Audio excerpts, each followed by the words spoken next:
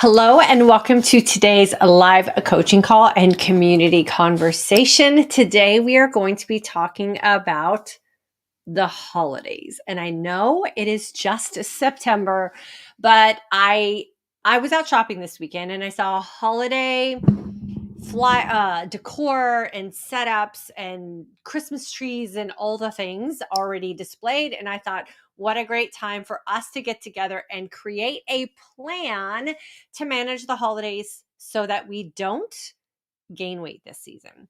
So I know for a lot of women, even just seeing like the holiday displays out can be a trigger and create some stress. And so we're going to create some mindset shifts today, and we're going to break through a plan so that you can use what we're going to talk about today to help you get through the holidays. So if you're new, welcome. My name is Diane Parham.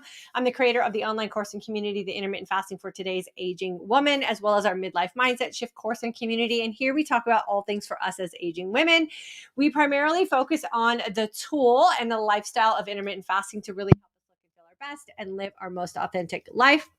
Like I said, today we are going to talk about the holidays. And what I love about this discussion is it can be used for anything in your life that you feel like you're feeling a little triggered about or a little stressed about because you don't know how to approach it. So we are going to develop a plan together. If you're new, I always ask that you please take a second, if you're joining us on YouTube, to hit that subscribe button. That way you will be notified when I go live. I always send out a reminder about 15 minutes before in my community post.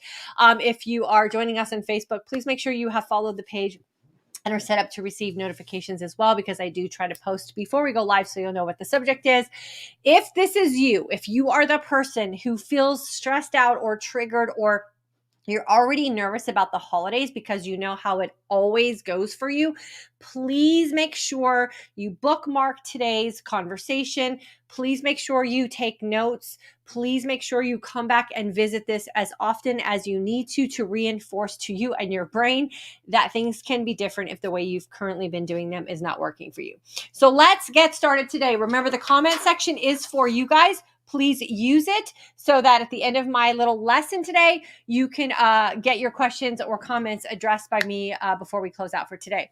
So holidays, they happen like every month, you guys. Like every single month on the calendar, there's some sort of holiday. And most often, holidays come with food, right? That's the way we are celebrating, food and drink. And so if we don't have a plan, or we don't know what holidays mean to us personally, they can kind of get the best of us. And I know a lot of women really struggle with this. And then what happens on the opposite side of holiday season, which starts in October, is then we go into the desperate, let's undo the holiday kind of mindset when January rolls around and all the New Year's resolutions come. So we don't do that here in this community because we have a plan and we just resume as normal when the New Year rolls around. So let's talk about how to get through the holidays. This applies to any holiday. So I'm talking about the season because it is approaching us. It does last for about 3 months. It kicks off with a kid holiday, which is Halloween, right?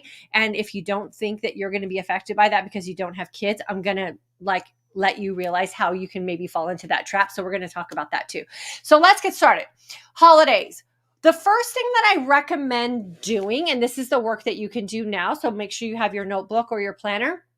Why are you celebrating? Like, what is the holiday, and why is it that you or your people or your family or whatever, why do you celebrate that thing, right? And so I think this is really important for a lot of us to really figure out, because if we're celebrating it for religious purposes, or it's a time for our family to gather, or it's just part of our customs, or maybe part of your heritage, we have to go back to the why we're celebrating.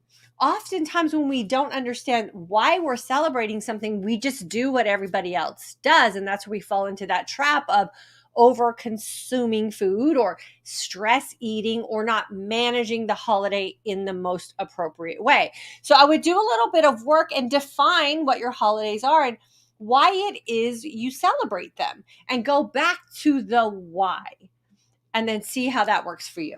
The other thing we have to think about holidays are your traditions up to date?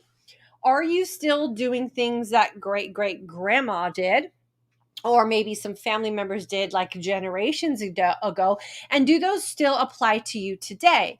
Now, I do believe that there are some traditions that should be held onto and should be carried forward, but you are allowed the opportunity to tweak them.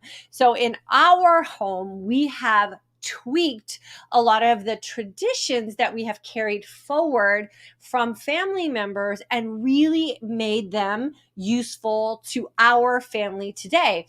And a lot of the traditions that we have carried over have nothing to do with food, and they have to do with like just the things that we have available at a table, for instance. So, for example, like we have my grandmother's like gravy boats, right? But the gravy that we put in that is completely different than what she probably used. It serves our family better. We have serving spoons, like we have plates, we have certain flowers that we like to have around. So not all traditions have to be food related traditions that may not work for you anymore. I personally don't eat stuffing at Thanksgiving because it's either corn stuffing or it has soy in it, and that's just not what I'm going to do. So I have found other things that I can put in that place and substitute out and still get the same feel of having like that kind of dinner. So think about some of the traditions that you have and some of the things that you're holding on to. And are those serving you and your family? And can some little tweaks to those things that still present the traditional feel actually serve you better? So get those traditions up to date. Communication is key when it comes to the holidays. One of the second biggest stressors around holidays are family conflicts, right? And trying to make everyone happy. So communicate with the people that you celebrate with what's important to you and what's important to them, and try to get some of those tension feelings or relationship stressors resolved before the holidays come about, so that you can come into that with your whole self. We talk about that a lot here, like showing up as your most authentic self. It's really hard to be your most authentic self around the holidays when you are involved in some sort of relationship conflict. So see if you can get that cleared up before the holidays. Ask for what you want or need. This is big anytime you're gathering with a group of people around a social function that has to do with food.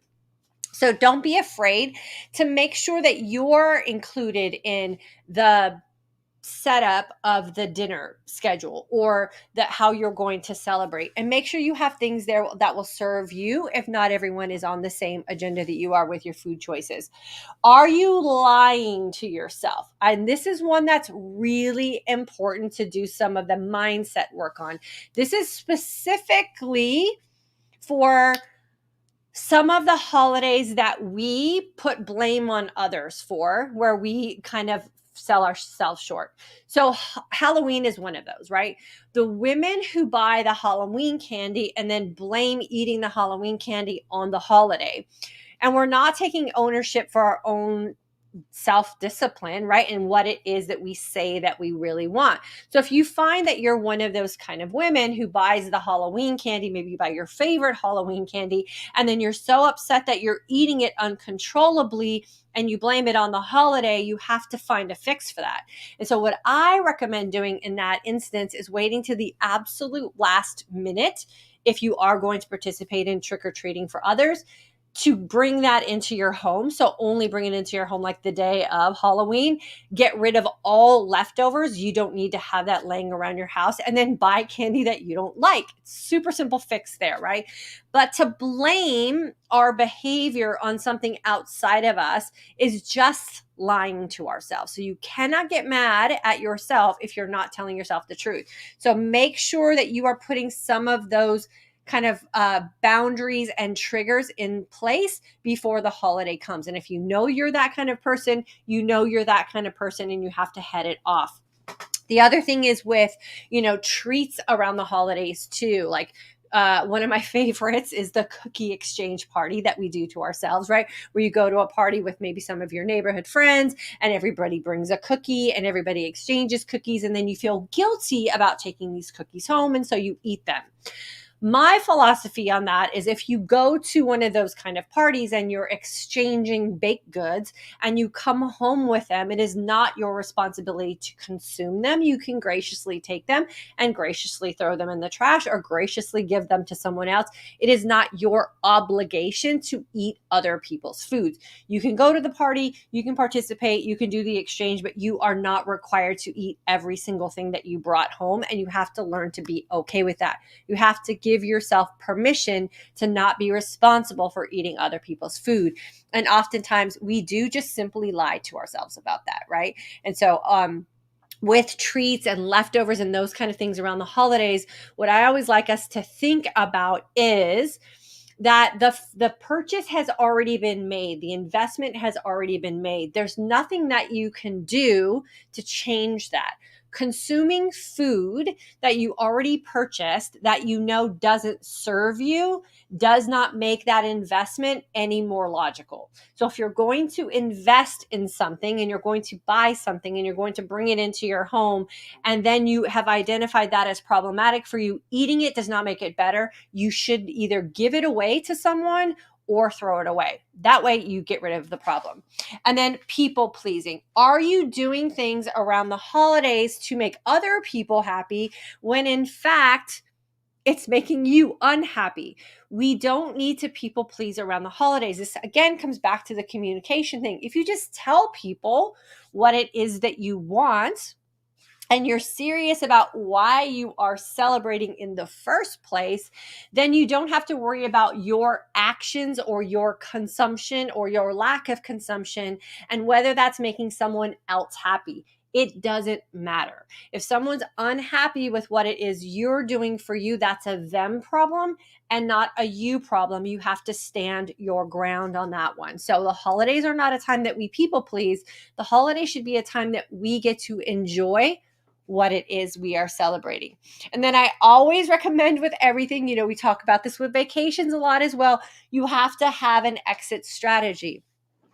We talk about the holidays as a season because they cross over several months, but a holiday is literally a day. So Halloween, if you are going to pass out things for other people who are trick-or-treating at your door, is one single day. It's not a week of consuming Halloween candy in your own home. Thanksgiving, if you celebrate that, is one day. Christmas, Hanukkah, whatever it is you celebrate is really a day. And you can decide what day it is you're going to celebrate that, and then you have to have an exit strategy. If you do practice a holiday, maybe it's a religious holiday and it spans over a course of several days, then you have to have that plan going into it, because 7 days of not having a plan that is centered around food and or celebratory types of things can catch you off guard, and then you come out of it and then you regret the time spent. There is no sadder way to live our lives around the people we love than in regret.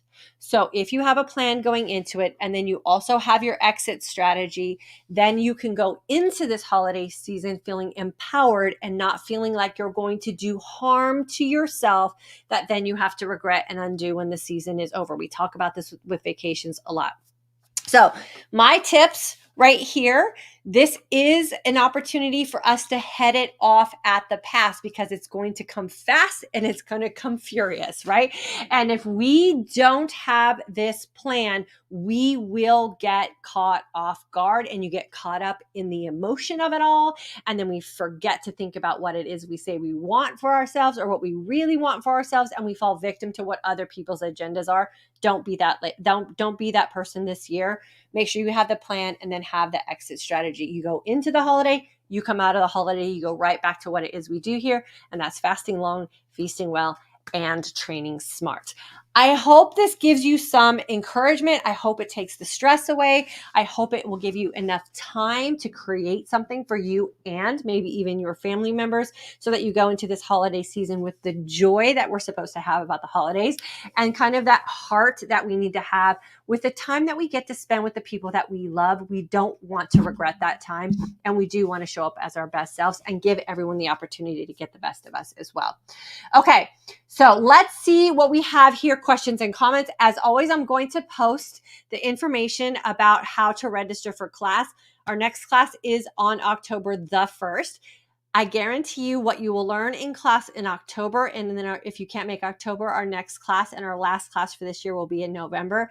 The skills that you learn in class will help you if you are the person that ends up leaving a season of holidays that are linked together, feeling really discouraged or feeling like you have to undo it. And you're in that endless cycle of gaining and losing and gaining and losing. We don't want that holiday season to be that way for you. So jump into class with us either October or November, and I promise you will have a plan to be able to manage it for sure. Okay, let's see who we have here. Kim, hi everyone. My town health store had midday squares. I told the owner about you, Diane, and all of the women here. So my question is, where do I put a square in a 4-hour window? Is it a treat? So I don't ever break my food up as treats. I just eat for 4 hours, right? So I'm not like sending that signal to my brain like something is special or I deserve something. A midday square to me is just food. And so I just eat it in my feasting window. So yes, you put it in your 4-hour window. To get everyone up to date about midday squares, they are not currently shipping to the US, and they've also canceled the discount program that I was able to offer you guys. I don't know when they're coming back. I went and bought some. I kind of hogged up some at my local store as well. So, but I'm on the search for an alternative because I do believe that chocolate is a food and we should find some kind of chocolate that serves us. So I'll keep you guys posted, but until further notice, they're no longer shipping to the US. Janine, you're welcome, my friend. Lori, joining October class for my birthday present. I love that.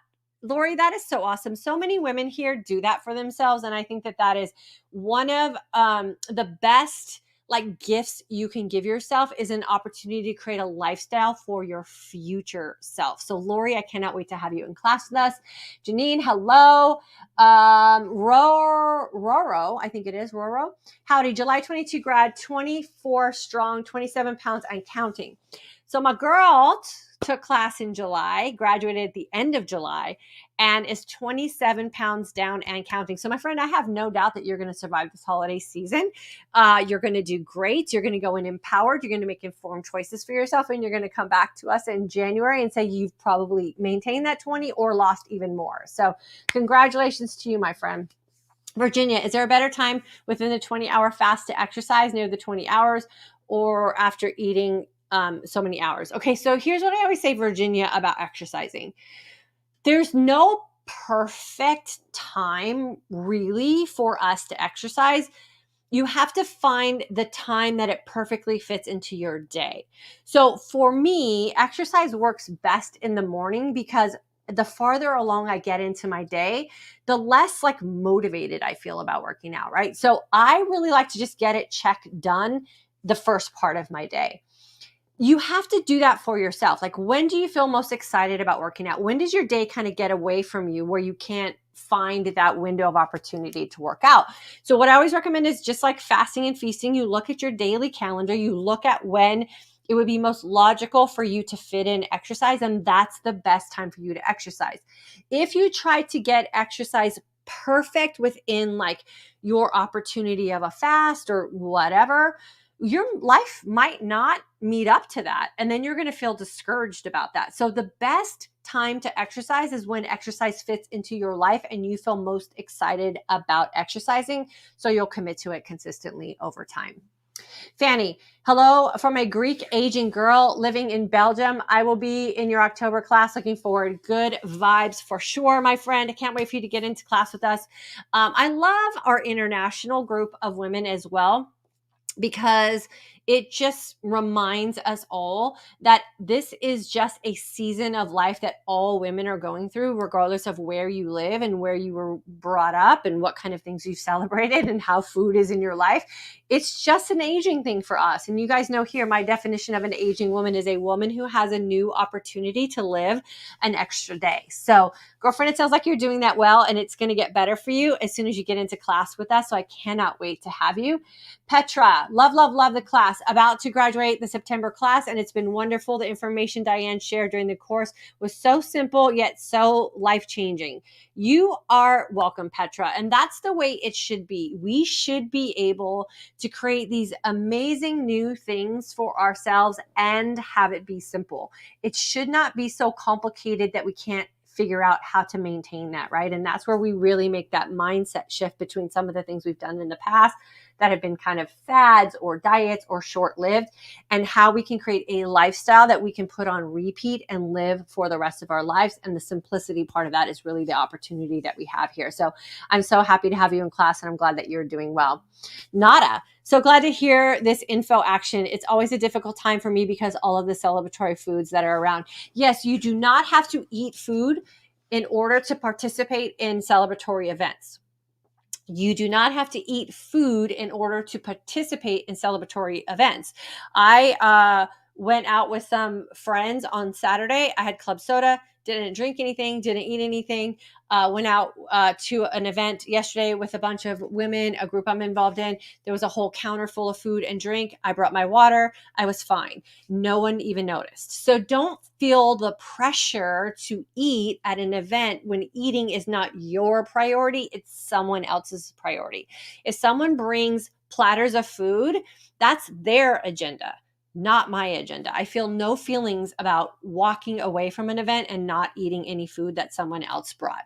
So give yourself the permission to not make that your responsibility. It's super freeing for sure. Jenny, what do you think about alternate day fasting, up day, down day fasting?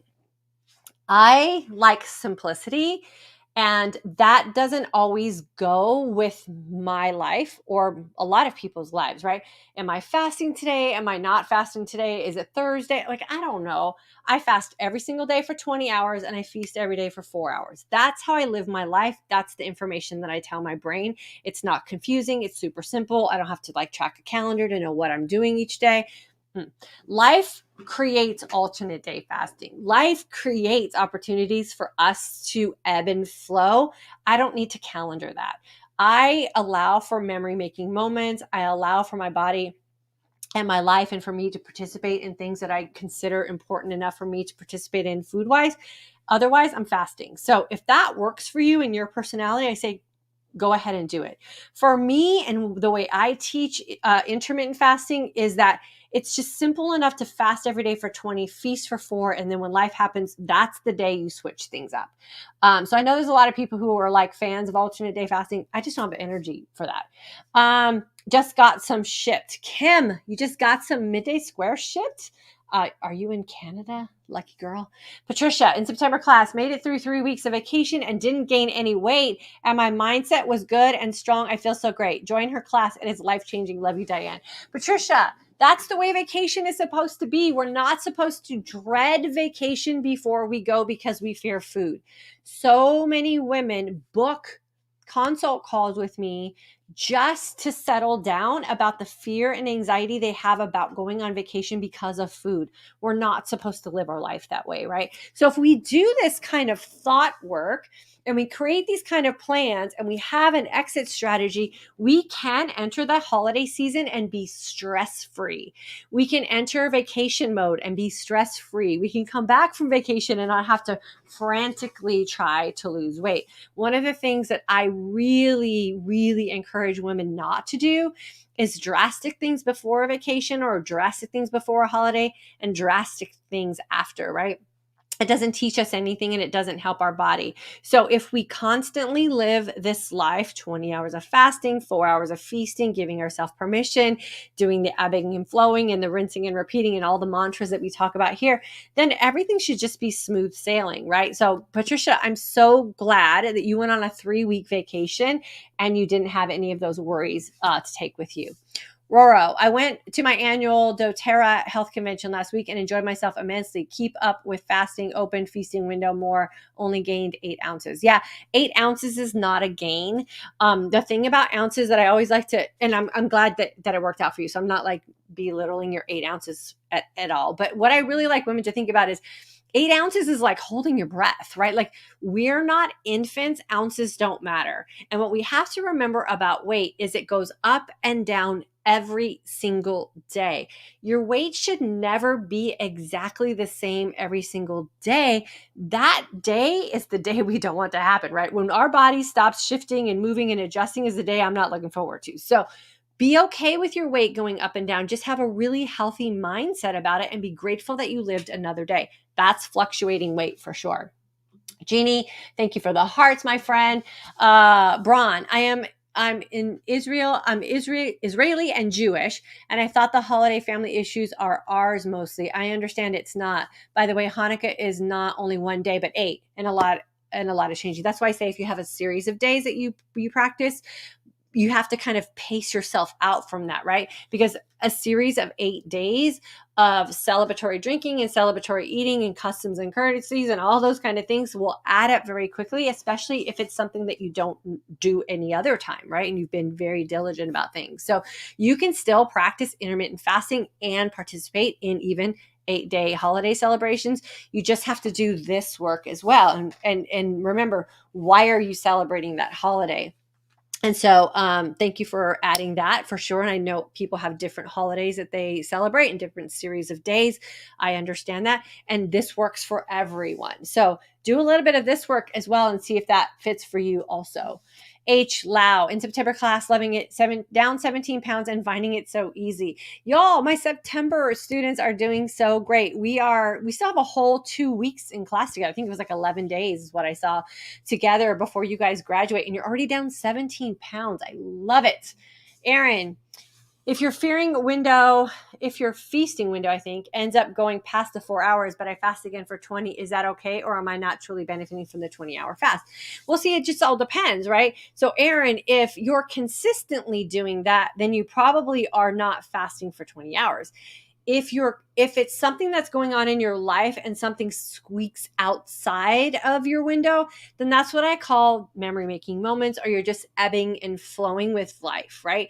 So not everything has to be to the exact minute, but what we want to make sure we're doing is being honest with ourselves. So are you really fasting 18 hours every day, but you're telling yourself 20 because your fasting window is longer than what you're really accounting for? Or is it an occasional outside that 4-hour window? And that's what I call living life. So you got to kind of just check that out there for sure.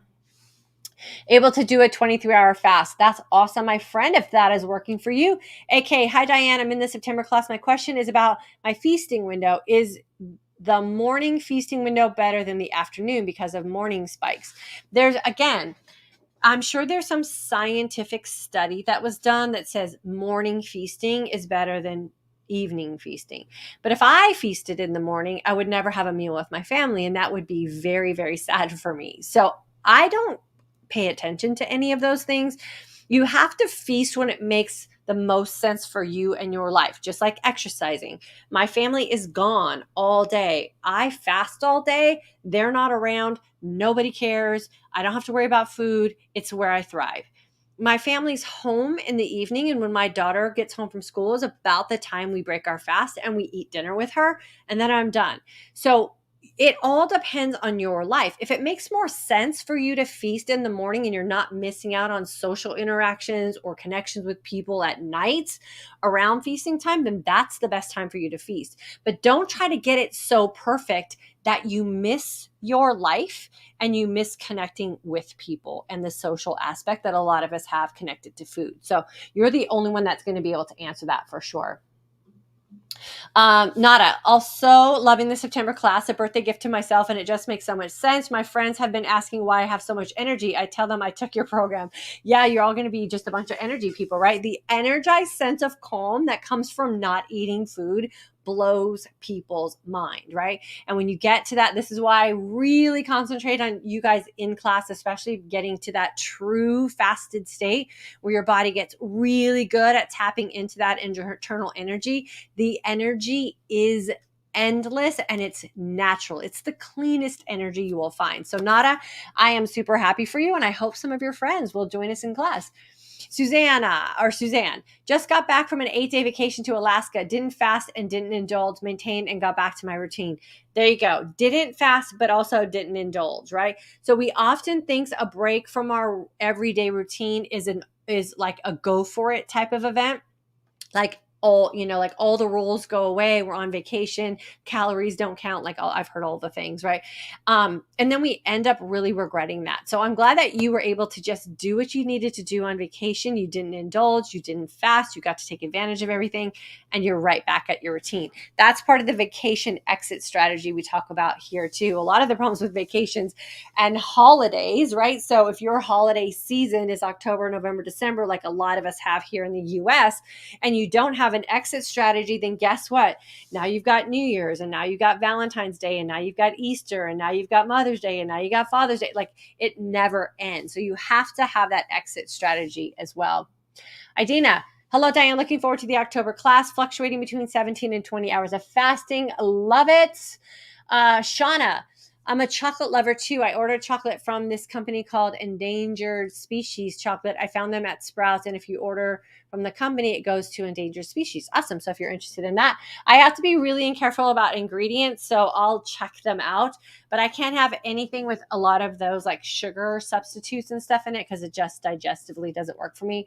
But I'll check them out and see if I can give them the pass and the approval for all of us here. Mel, in September class, I started the class with a lot of joint pain and sleepless nights due to pain in my right hip. No more pain in my hip sleeping through the night. That is what I call a healing body, my friend. I am so happy for you because there's nothing better than a good night's sleep. And who wants to live with pain? The beautiful thing about this, Mel, that I don't know if you've been able to make this connection yet because you're still in class, but when we get rid of that pain, right? Once we move better, we can move freely through our life. Two, you're not going to probably have the option of, from your doctor, painkillers and or a surgery. So they probably would have said, oh, you probably have to have some surgery to have something replaced, but the pain is gone, right? So oftentimes we have things done to our body because we haven't been presented with the opportunity to heal on its own. So Mel, I am so excited for you, my friend. There's nothing better than a good night's sleep, and there's nothing better than getting pain out of your body. Fanny, best chocolate in the world here in Belgium, so I'm really spoiled. Yes, you are, my friend. Enjoy the heck out of that for sure. Vanessa, can you please give an example of one of your memory-making moment days? So a memory-making moment would be if I went out with friends. Okay, so a memory-making moment. I'm going out to dinner with a girlfriend on Wednesday night. We're going out when she's done with work, so it'll probably be past my feasting time, and I'm going to allow for that because I want to have dinner with her. So that would be a memory making moment. Someone's getting married or something, and you're going to the wedding reception. Like that's a memory making moment. But what I like to say is the memory making moment has to be personal to me. It can't just be someone else's celebration. So if my neighbor down the street, who I only know because they're my neighbor, is retiring and they throw a party, that might not be enough of a memory making moment for me to make an exception. So you have to kind of figure out what's personal to you where you really are going to make memories, or are you just going to something because you got an invitation? That's where you have to decide that for yourself. Okay, so I think that's it for questions and comments. Awesome. If you are that person who feels like you're already dreading the holidays because you know what you do every holiday season, if you have identified that as something that doesn't work for you, create a plan. You are worth doing this work now so that when things start to fall into place holiday-wise, you will feel empowered to serve you and what it is that you say that you really want, and you won't be worried about making Aunt Betty happy when Aunt Betty's living a different life than you. And that's what we really got to think about here. Okay, a couple more comments just came in. Let me read these really quick. Patricia, will somebody here please tell me if they are able to do their fasting and deal with migraines with aura? Need help. Yeah, I don't know about that one, my friend. And then Deb, can't wait for the October class. Needed to change my 59 years of holiday eating. Looking forward to getting through them this year without losing control. Yes, Deb, this is what we have to do. Here's the other thing about creating these plans, right? And doing things that are authentic around the holidays and not mindless around the holidays is we set the pace for that. We get to have the opportunity to create new traditions. We get to set the atmosphere, right? And the feelings around the holidays because we're going to go into it with this confidence and this energy, and then everything starts to change. So what if people started in our family or the people that we love started adapting our traditions and our ways of showing up for the holidays, and then that could be passed down. Wouldn't that be a beautiful thing? And that's what we do here in our house for sure. Okay, thanks for hanging out with me today, you guys. I love you guys. You guys know that. If you need anything from me, always feel free to reach out. If you're catching this on the rebroadcast, please make sure you leave a comment. I will make sure that I come back around. Reminder that the October 1st class registration is closing on the 30th at 4 p.m. Central Standard Time. If you already know you want to join us, and I know some of you are already in class, please make sure you get registered before the 30th cutoff at 4 p.m. because I do not accept anybody in past that. Let me see if there's any other questions I have to answer before we get out of here. Deb, you will love it. I'm in the September class and I'm so glad I took it. Thank you for saying that, my friend. And I'm in the August graduate and love the 24. I was at a huge conference this weekend and it worked perfectly. It's such a joy to not have to deal with AM cravings and blood sugar drops. Yeah, I'm going out of town in mid-October for a week, and then I'm going out again in November, and I cannot wait to go do some really long travel fasts. I'm going to share with you guys how I do that too. Eloise, my friend, I was able to do fasting with migraines with auras. Actually, it helped with having less migraines. Hope that helps. Thank you for sharing that, and hopefully you got your question answered there, Patricia. So she's saying she was practicing fasting, and that helped her a lot. Okay. Thank you for everything, Di. You're welcome, my friend. And I think that's it. Appreciate you guys back. Have a good week. I'll see you guys back here on Thursday. If there's anything you guys want me to talk about that we haven't covered here, something that you have going on in your life that you think could use a little live coaching session, always feel free to send me those suggestions. I'm always open to talking about anything that you guys think will serve you here in this community. So just shoot me an email and I will do my best to add it to the calendar. Otherwise, I'll see you tomorrow on Instagram, Thursday back here, and then Friday on Instagram again. Have a great day.